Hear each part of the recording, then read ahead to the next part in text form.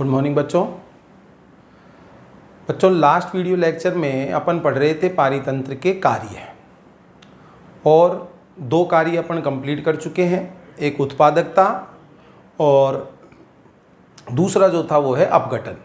तीसरा जो फंक्शन था इकोसिस्टम का, ऊर्जा का प्रवाह, वो अपन पढ़ रहे थे।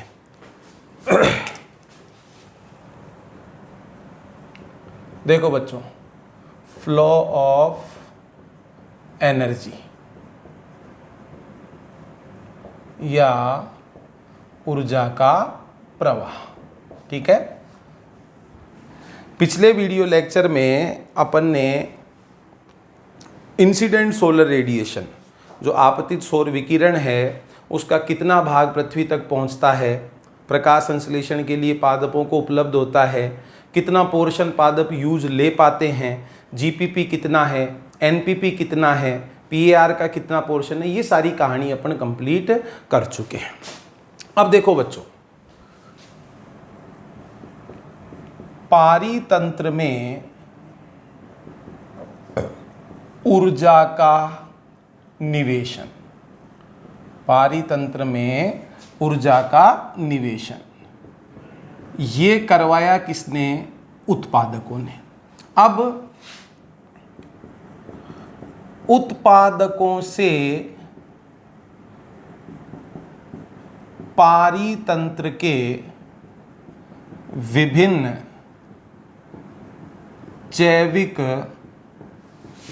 घटकों तक ऊर्जा का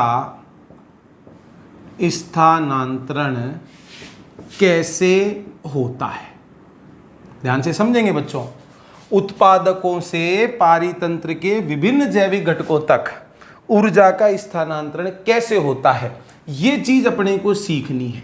ऊर्जा का स्थानांतरण कैसे होता है, इससे पहले एक बात अपन ध्यान रखेंगे बच्चों,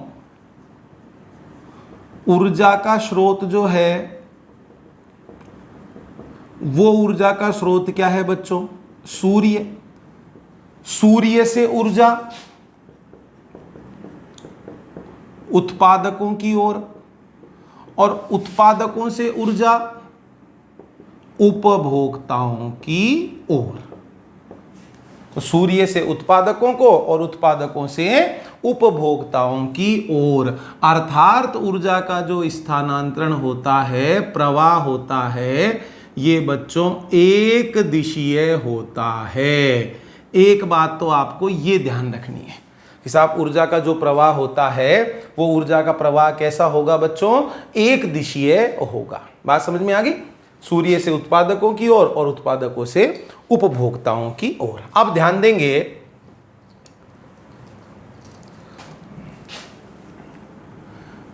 समस्त उपभोक्ता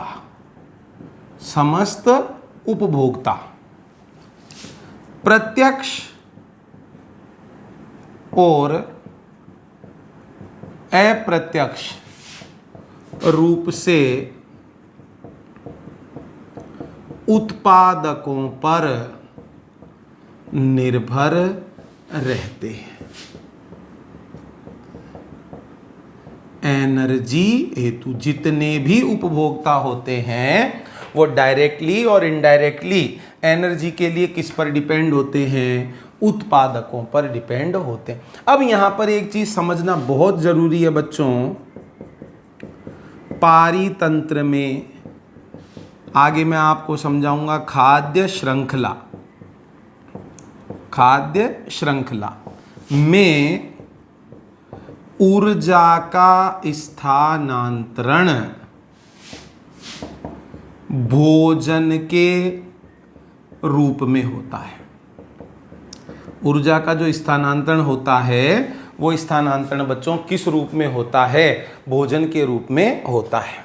और ऊर्जा के प्रवाह या स्थानांतरण में थर्मोडायनेमिक्स, ऊष्मागतिकी के दो नियम प्रयुक्त होते हैं।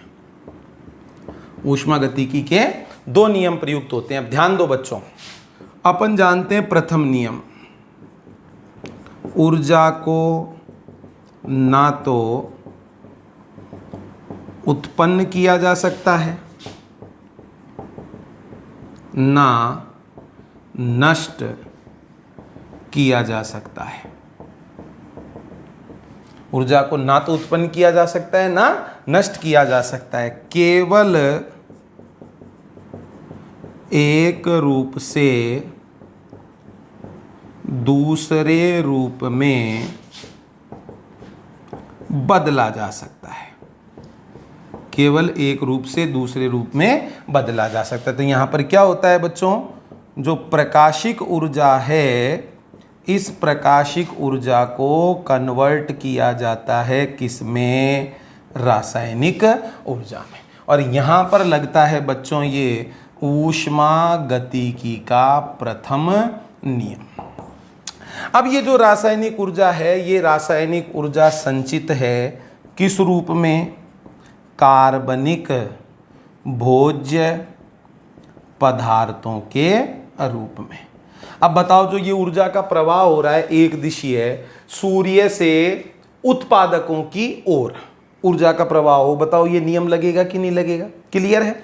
अब ध्यान देंगे, जब एक पोषण स्तर से, ये भी आगे समझाऊंगा, पोषण स्तर, एक पोषण स्तर से दूसरे पोषण स्तर तक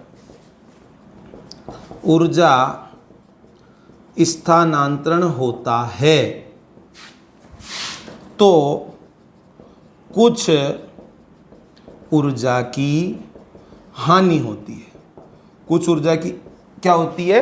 हानि होती है। इसलिए ऊर्जा का लगातार निवेश आवश्यक है। इसलिए बच्चों ऊर्जा का लगातार निवेश होना आवश्यक है। तो एक ट्रॉपिक लेवल से दूसरे ट्रॉपिक लेवल में जब एनर्जी का ट्रांसफर होगा तो कुछ मात्रा में लॉस होगा। अब धीरे धीरे वो लॉस होता जाएगा तो आगे ट्रांसफर होने के लिए एनर्जी शेष बचेगी नहीं, तो फिर वापस एनर्जी का क्या करवाना पड़ेगा? इनपुट करवाना पड़ेगा। और यही बच्चों ऊष्मागतिकी का क्या है? द्वितीय नियम। तो आपको ये तीन बातें हैं, अच्छी तरह से ध्यान रखनी है कि साहब ऊर्जा का जो प्रवाह होता है वो एक दिशीय होता है।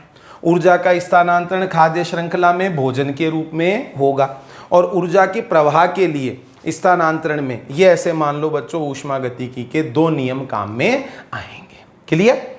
अब ये भोजन के रूप में कैसे हो रहा है कौन भोजन के अकॉर्डिंग कौन कौन से पोषण स्तर होते हैं, खाद्य श्रृंखला क्या है, खाद्य जाल क्या है, ये सारी चीजें अब अपने को देखनी है। क्लियर? तो सबसे पहले अपन देखते हैं बच्चों पोषण स्तर।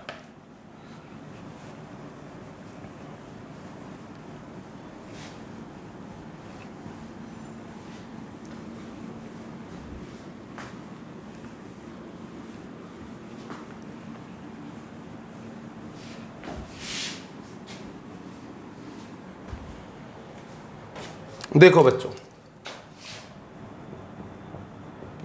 पोषण स्तर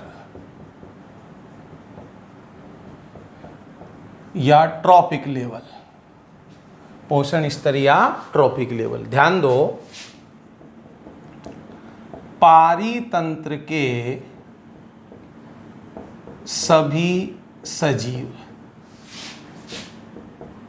पोषण या भोजन के स्रोत के आधार पर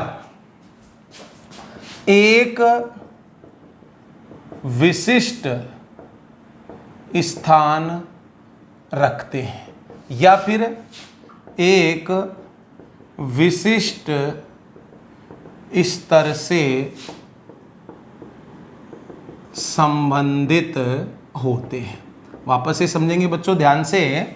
पारितंत्र के सभी सजीव पोषण या भोजन के स्रोत के आधार पर एक विशिष्ट स्थान रखते हैं या एक विशिष्ट स्तर से संबंधित होते हैं। बस इस विशिष्ट स्तर को ही क्या कहा जाता है बच्चों? पोषण स्तर। इस विशिष्ट स्तर को ही क्या कहेंगे? पोषण स्तर। जैसे अगर बात की जाए प्रथम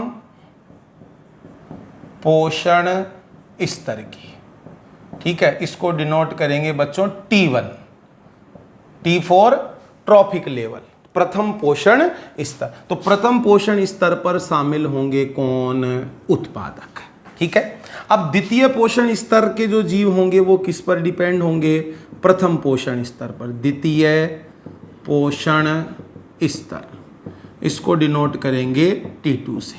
ये हो जाएंगे बच्चों क्या? प्राथमिक उपभोक्ता। क्या हो जाएंगे? प्राथमिक उपभोक्ता। फिर द्वितीय पोषण स्तर पर जो डिपेंड है भोजन के स्रोत के आधार पर, वो तृतीय पोषण स्तर, डिनोट करेंगे T3 से। अब ये प्राथमिक उपभोक्ता होंगे, ये बच्चों कैसे होंगे? शाकाहारी, ठीक है। इनको कहेंगे अपन द्वितीयक उपभोक्ता, और ये द्वितीयक उपभोक्ता क्या होंगे? मांसाहारी, ठीक है। तृतीय पोषण स्तर पर जो डिपेंड है वो है चतुर्थ पोषण स्तर या T4, ठीक है।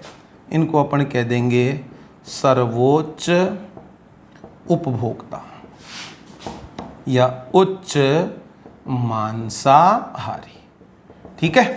तो पारितंत्र के सभी सजीव पोषण या भोजन के स्रोत के आधार पर एक विशिष्ट स्थान से संबंधित है, बस वो विशिष्ट स्थान ही क्या है? उनका पोषण स्तर है। जैसे उत्पादकों का पोषण स्तर प्रथम है, प्राथमिक उपभोक्ताओं का द्वितीय है, जो प्राथमिक उपभोक्ताओं पर आश्रित है उनका तृतीयक है, और जो द्वितीयक उपभोक्ताओं पर आश्रित है वो सर्वोच्च या तृतीयक उपभोक्ता मान लिए जाएंगे। इनको अपन देखते हैं बच्चों उदाहरणों के साथ में।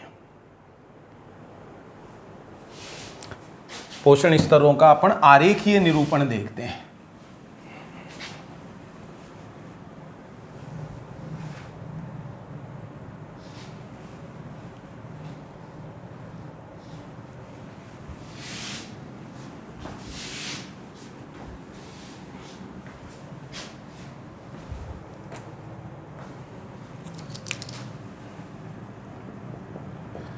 पारिस्थितिकीय तंत्र में पोषण स्तरों का आरेखीय निरूपण। एक फ्लो चार्ट देखते हैं अपन वेरियस टाइप के ट्रॉपिक लेवल्स का।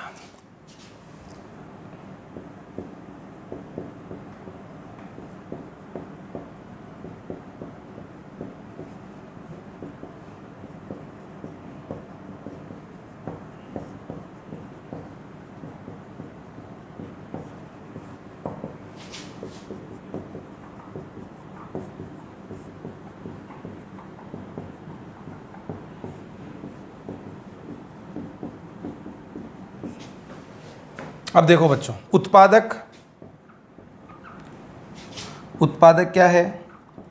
प्रथम पोषण स्तर T1। प्राथमिक उपभोक्ता द्वितीय पोषण स्तर, द्वितीयक उपभोक्ता तृतीय पोषण स्तर, सर्वोच्च उपभोक्ता चतुर्थ पोषण स्तर। क्लियर? एग्जाम्पल जैसे अगर अपन इनके देखें तो देखो बच्चों, पादप प्लवक हैं, घास है, वृक्ष है, ये सब प्रथम पोषण स्तर से संबंधित हैं, उत्पादक हो जाएंगे। ठीक है।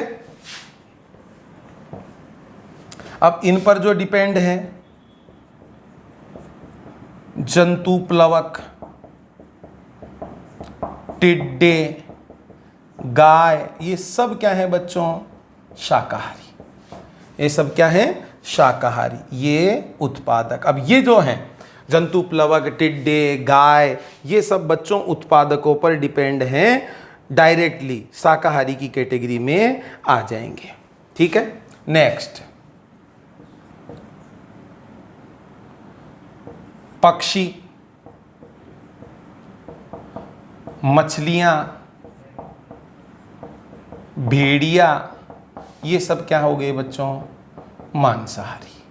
मांसाहारी, ठीक है, वो इन पर डिपेंड हो जाए। जैसे जंतुपलवकों का भक्षण कर रही है मछलियाँ, टिड्डों को जैसे मान लो खा रहे हैं पक्षी, गाय को जैसे मान लो खा रहा है भेड़िया, तो ये मांसाहारी हो जाएगा। फिर मनुष्य है, शेर है, ये हो जाएंगे बच्चों सर्वोच्च उपभोक्ता। तो ये उदाहरणों के साथ में पारिस्थितिकी तंत्र के पोषण स्तरों का हो गया आरेखीय निरूपण। ठीक है, क्लियर। अब देखो बच्चों, पारितंत्र में ऊर्जा का प्रवाह होगा भोजन के रूप में, और पारितंत्र के जो सजीव होते हैं, पारितंत्र के जो सजीव होते हैं वो खाने के लिए और खाए जाने के लिए, एक कोई दूसरे को खाएगा या दूसरे का भोजन बनेगा, तो एक क्रमबद्ध रूप से, एक रेखिक क्रम में एक दूसरे से जुड़े हुए रहते हैं, खाए जाने के लिए और खाने के लिए। तो वो जो एक क्रमबद्ध रूप होता है इनके आपसी जुड़ाव का, उसी चीज को बच्चों कहा जाता है खाद्य श्रृंखला। तो अब आगे जो इंपॉर्टेंट बिंदु अपन पढ़ने वाले हैं वो है खाद्य श्रृंखला।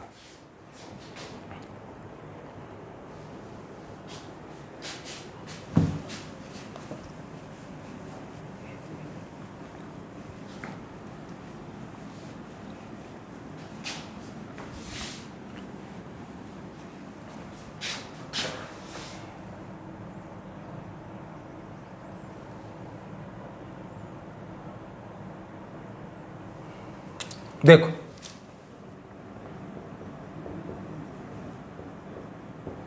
खाद्य श्रृंखला या फूड चेन प्रत्येक जीवधारी, प्रत्येक जीवधारी भोजन के लिए दूसरे जीवधारी पर निर्भर रहता है। प्रत्येक जीवधारी भोजन के लिए दूसरे जीवधारी पर निर्भर रहता है। तो पारितंत्र के विभिन्न जीव खाए जाने के लिए, पारितंत्र के विभिन्न जीव खाए जाने के लिए तथा खाने के लिए श्रेणीबद्ध रूप से एक दूसरे से जुड़े होते हैं। पारितंत्र के विभिन्न जीव खाए जाने के लिए तथा खाने के लिए श्रेणीबद्ध रूप से एक दूसरे से जुड़े हुए होते हैं, जिसे ही खाद्य श्रृंखला कहते हैं। ठीक है, इस श्रृंखला के रूप में खाने के लिए जो जुड़ाव होता है विभिन्न जीवों का, इसे ही अपन क्या कहेंगे, खाद्य श्रृंखला। और बच्चों, खाद्य श्रृंखला में ऊर्जा प्रवाह भोजन के रूप में, खाद्य श्रृंखला में जो ऊर्जा का प्रवाह होता है बच्चों, वो भोजन के रूप में होता है। ठीक है, अब देखो, प्रत्येक उत्पादक ऊर्जा या भोजन के लिए, ऐसे मान लो सौर ऊर्जा पर निर्भर है। अब जैसे जैसे आगे बढ़ेंगे, क्रमागत पोषण स्तर ऊर्जा के लिए निचले पोषण स्तर पर निर्भर रहता है। ठीक है, उत्पादक भोजन के लिए सौर ऊर्जा पर निर्भर है और क्रमागत पोषण स्तर पर क्रमागत पोषण स्तर ऊर्जा के लिए निचले पोषण स्तर पर निर्भर रहता है। ठीक है, ऊर्जा के स्थानांतरण में कमी आती है। बढ़ते हुए पोषण स्तरों पर ऊर्जा में कमी आती है। पीछे मैं आपको बता चुका बच्चों, जब एक पोषण स्तर से दूसरे पोषण स्तर पर ऊर्जा का स्थानांतरण होता है तो कुछ मात्रा में ऊर्जा की हानि होती है, कमी आती है, और फिर रेगुलर अगले स्टेपों पर ये कमी चली जाएगी, तो आगे फिर इतनी ऊर्जा ही नहीं बचेगी कि उसका स्थानांतरण हो सके। इसीलिए तो लगातार सौर विकिरण की या सौर ऊर्जा के इनपुट की आवश्यकता होती है। अब बच्चों, इस ऊर्जा स्थानांतरण के लिए एक नियम बताया गया है, उस नियम पर अपन थोड़ा सा ध्यान देते हैं।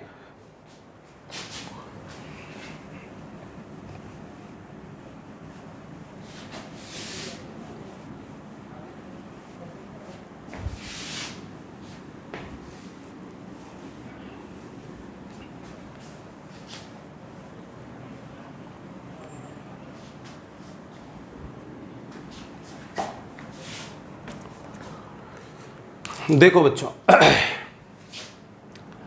10% का नियम या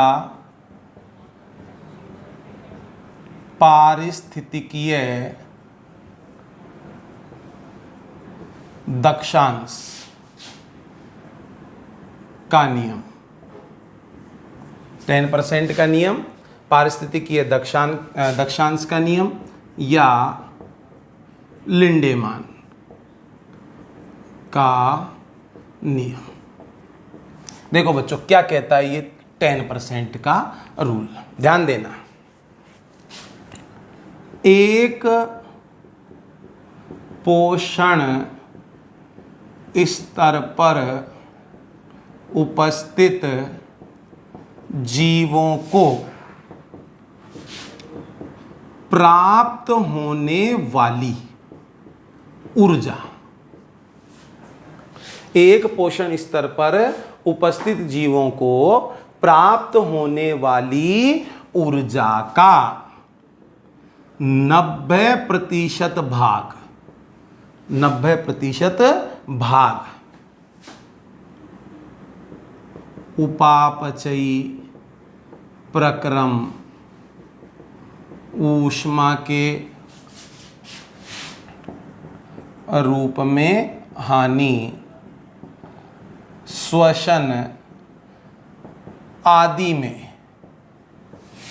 उपभोग कर लिया जाता है।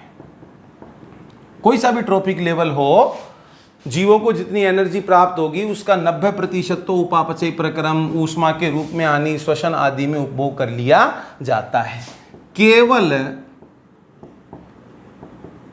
अधिकतम 10% भाग ही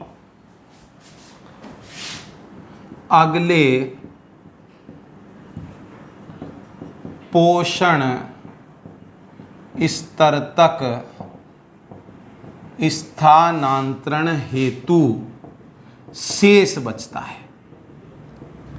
केवल अधिकतम 10% भाग ही अगले पोषण स्तर तक स्थानांतरण हेतु शेष बचता है। मतलब 10% एनर्जी का ही ट्रांसफर हो सकता है। या तो इस तरीके से मान लो, या फिर ऐसे मान लो, किसी भी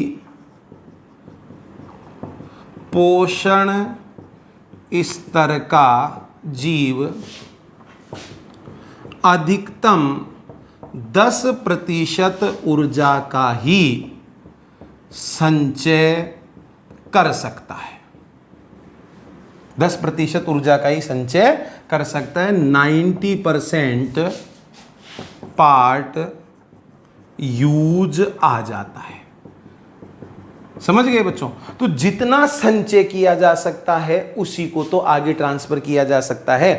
भाई अभी जैसे मान लो पादप है, पादपों के केस में देखिए भाई 1000 किलो कैलोरी एनर्जी है उनके पास में, समझ में आ गई बात। अब उस 1000 किलो कैलोरी का 90% मतलब 900 किलो कैलोरी 90% तक तो यूज आ जाएगा, हानि हो जाएगी, कुछ भी हो जाएगी, बचेगा कितना, केवल 100 किलो कैलोरी। 1000 का 10% कितना हुआ, 100। अब द्वितीय पोषण स्तर को कितना मिला, 100, तो उसका 90% यूज आ जाएगा, बचा कितना, 10। तो इसी को अपन क्या कहेंगे बच्चों, 10% का रूल कहेंगे। तो खाद्य श्रृंखला में विभिन्न पोषण स्तरों में जो ऊर्जा का प्रवाह होता है, वो ऊर्जा का प्रवाह जो होगा बच्चों वो 10% के रूल से होता है। अब ध्यान दो, ऊर्जा के आधार पर उत्पादक सर्वाधिक ऊर्जा युक्त, ऊर्जा के आधार पर उत्पादक तो सर्वाधिक ऊर्जा युक्त माने गए हैं, और शीर्षस्थ उपभोक्ता ऊर्जा के आधार पर सबसे कमजोर माने गए। ऊर्जा के आधार पर ये सबसे कमजोर माने गए। अगर मान लो अपन सर्वोच्च उपभोक्ता की बात करें, जैसे शेर है, तो अगर अपन देखें उसको ऊर्जा के आधार पर कि साहब ऊर्जा का कितना वो स्थानांतरण कर सकता है, तो उसके हिसाब से तो ये क्या है, सबसे कमजोर है। लेकिन अगर बात करें शारीरिक रूप से, तो शारीरिक रूप से बच्चों सबसे ज़्यादा क्या है, शक्तिशाली है। वो ये यूज होगा ना, श्वसन के रूप में जो यूज होगा, तो जैसे जैसे बच्चों अपन एक पोषण स्तर से दूसरे पोषण स्तर पे बढ़ते हैं तो ऊर्जा की क्या होती है, हानि होती है। और श्वसन में जो उपभोग होता है, वो श्वसन में उपभोग लगातार क्या होता जाता है, बढ़ता जाता है। उत्पादक श्वसन में सबसे कम काम में लेते हैं, ठीक है। प्राथमिक उपभोक्ता और ज्यादा लेंगे, द्वितीय उपभोक्ता और ज्यादा लेंगे, तृतीय उपभोक्ता, सर्वोच्च उपभोक्ता और भी ज्यादा काम में लेते हैं। हरी बात समझ। तो सर्वोच्च उपभोक्ता जैसे शेर की अपन बात करें तो ऊर्जा के आधार पर तो सबसे कमजोर है, लेकिन शारीरिक रूप से देखा जाए तो बच्चों ये सबसे ज्यादा शक्तिशाली होता है, ठीक है। जनरली अगर देखें सामान्यतः पारितंत्रों में पाई जाने वाली खाद्य श्रृंखलाओं में, सामान्यतः पारितंत्रों में पाई जाने वाली खाद्य श्रृंखलाओं में 3 से लेकर 4 तक क्या होते हैं बच्चों, पोषण स्तर होते हैं। 3 से लेकर 4 तक क्या होते हैं, पोषण स्तर। अब ये 3 से लेकर 4 तक जो पोषण स्तर सीमित हुए हैं, जो लिमिट लगी है, ये लिमिट बच्चों किसकी वजह से लगी है, एनर्जी की वजह से ही लगी है। क्यों? क्योंकि आगे अब इतनी एनर्जी शेष बचेगी ही नहीं जिसका स्थानांतरण हो सके। कुछ जटिल खाद्य श्रृंखलाओं में, कुछ जटिल खाद्य श्रृंखलाओं में 5 पोषण स्तर भी पाए जाते हैं। कुछ जटिल खाद्य श्रृंखलाओं में 5 पोषण स्तर भी पाए जाते हैं। और जो ये 5वां पोषण स्तर होता है, यह सर्वोच्च उपभोक्ता व द्वितीयक उपभोक्ता के बीच होता है। 5वां जो पोषण स्तर होता है, ये सर्वोच्च उपभोक्ता व द्वितीयक उपभोक्ता के बीच में होता है, तृतीयक उपभोक्ता के रूप में।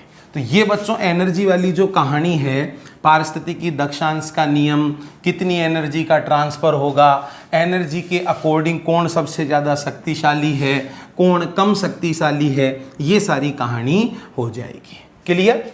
अब बच्चों अपन पढ़ेंगे खाद्य श्रृंखलाओं के प्रकार। अब यहाँ पर आपको एक चीज़ ध्यान देनी है कि ऊर्जा का प्रवाह तो अपन ने पढ़ लिया, एक दिशीय होता है, ठीक है।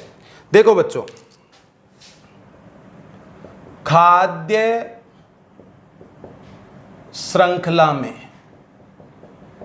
फ्लो ऑफ एनर्जी, ऊर्जा का प्रवाह कैसा ध्यान रखना है, एक दिशीय। छोटी खाद्य श्रृंखला में, छोटी खाद्य श्रृंखला में अधिक ऊर्जा उपलब्ध होती है। छोटी खाद्य श्रृंखला में अधिक ऊर्जा उपलब्ध होती है। और एक बहुत ही इंपॉर्टेंट बात ध्यान देंगे बच्चों, अपघटकों को खाद्य श्रृंखला में शामिल नहीं किया जाता है।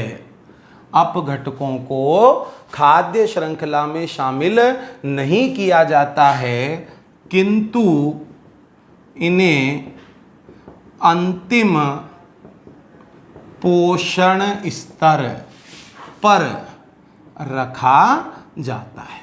अगर इनका ट्रॉफिक लेवल आपसे पूछा जाए तो इनका लास्ट ट्रॉफिक लेवल अपन बता सकते हैं। खाद्य श्रृंखला में अपघटकों को शामिल नहीं किया जाता। अब देखते हैं अपन टाइप्स ऑफ फूड चेन, खाद्य श्रृंखलाओं के प्रकार।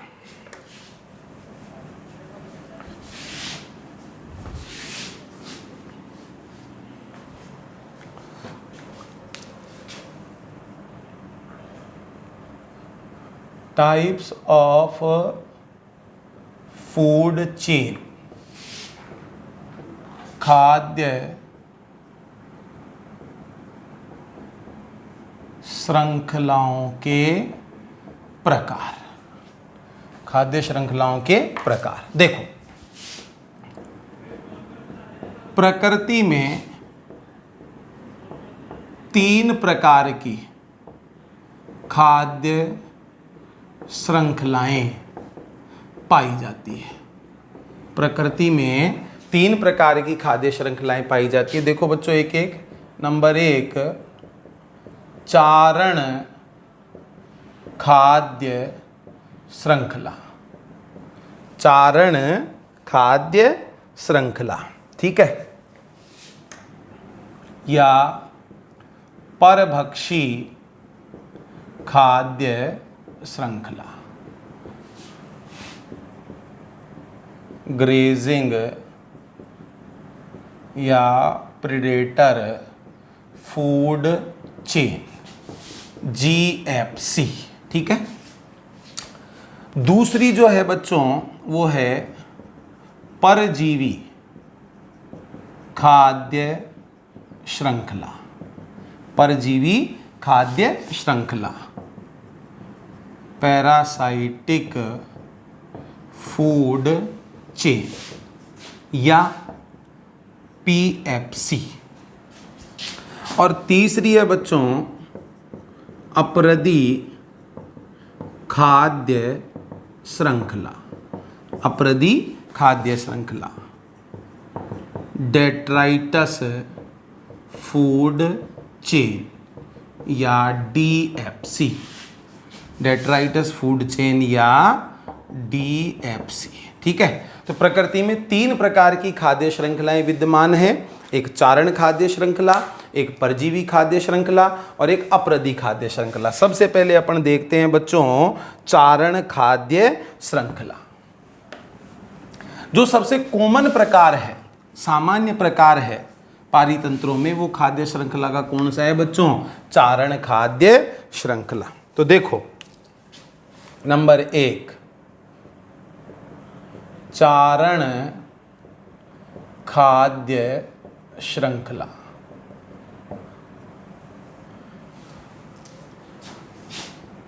प्रकृति में